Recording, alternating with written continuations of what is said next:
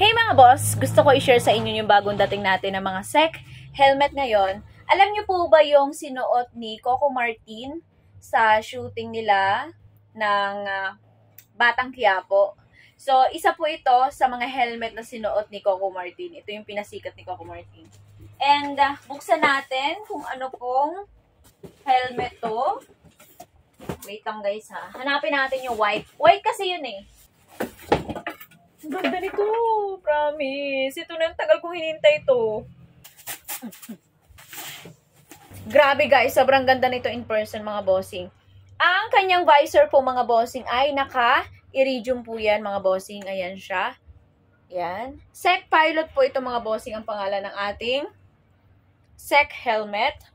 Then mga bossing, alam ko kakaiba daw yung ano nito eh, yung papaano siya buksan.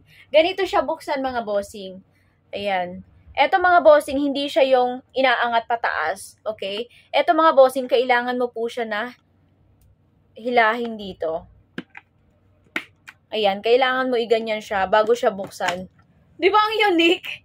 Ngayon lang ako naka-encounter ng ganong modular helmet. Ayan siya mga bossing, sobrang ganda nito. Guys, ang kapal ng foam niya. Quick release din po siya. Ang angas ng loob guys, oh. Diba? Ang angas ng loob. Then, yung visor niya mga bossing ay smoke sa loob.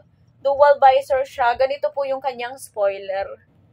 Ayan po mga bossing. Then, ayan. Ang size po nito mga bossing ay size large.